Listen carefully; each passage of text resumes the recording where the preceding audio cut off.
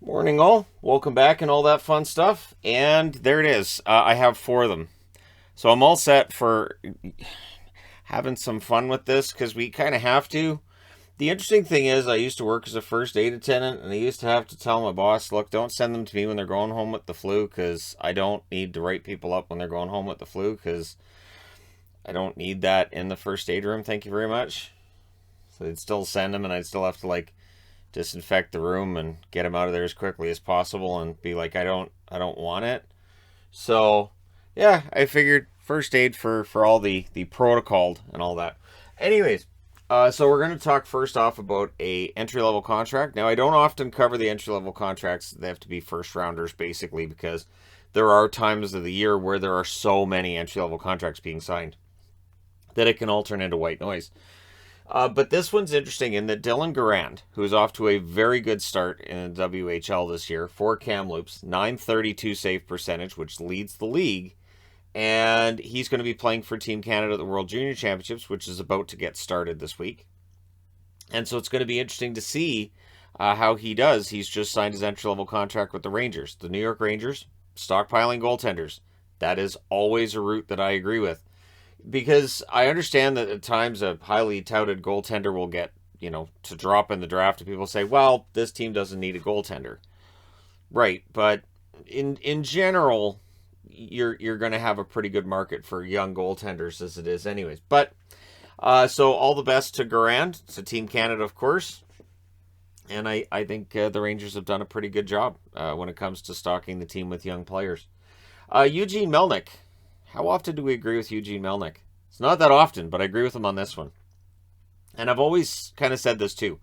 Melnyk's glad that players aren't going to the Olympics. Not for any of the reasons that have already been given many, many times over by everybody, but because he talks about how Dominik Hasek gets hurt at Turin in 2006, and he still sees that submarine, that Ottawa Senators team from a potential Stanley Cup win. And, it is interesting because after that, Hasek didn't play another game for the Ottawa Senators.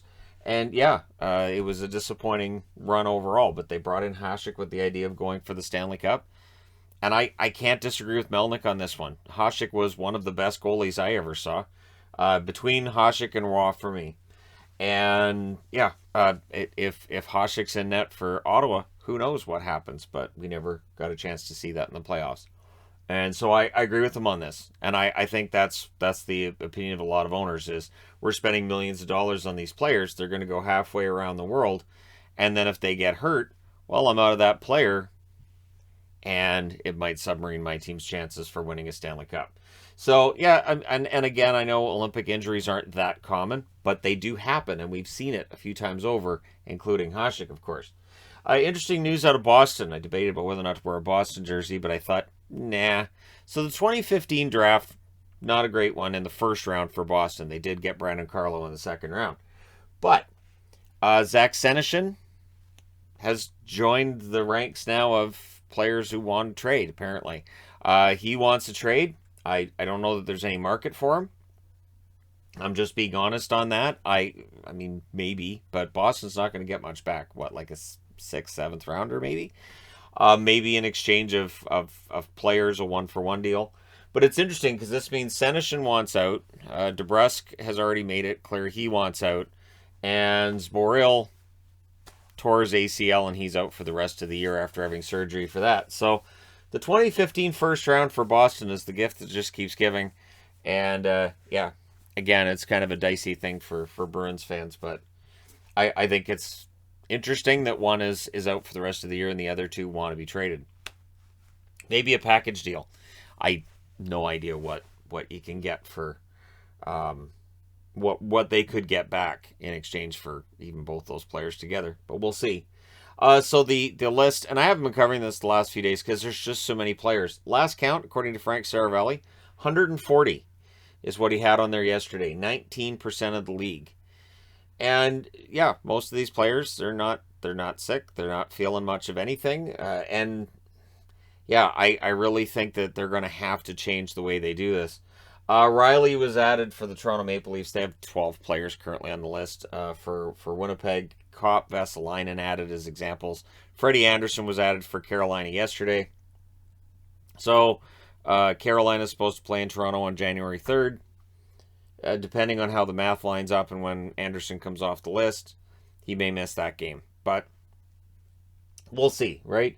Again, 19% of the... Basically, and I said this at the start, it's going to just go through everybody. So this is just how this is going to work.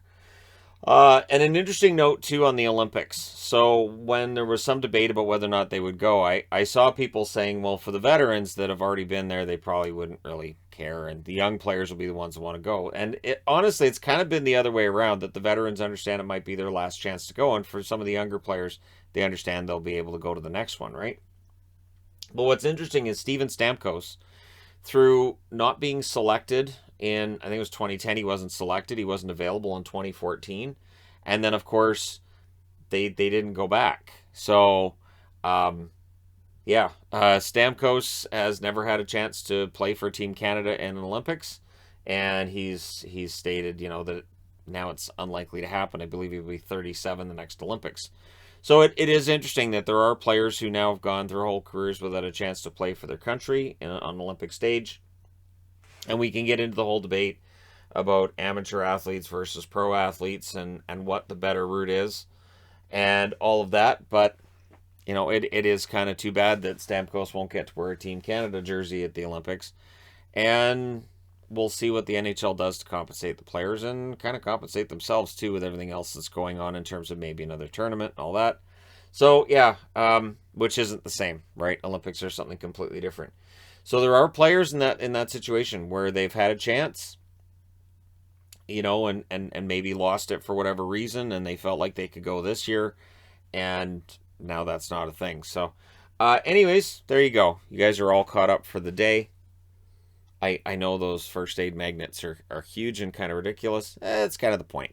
All right, there you go. Let me know your thoughts in the comment section below. As always, don't forget to hit like and subscribe if you're browsing your way through. You just happened upon this video. Thank you guys so much for watching, for all your support. I will talk to you again soon.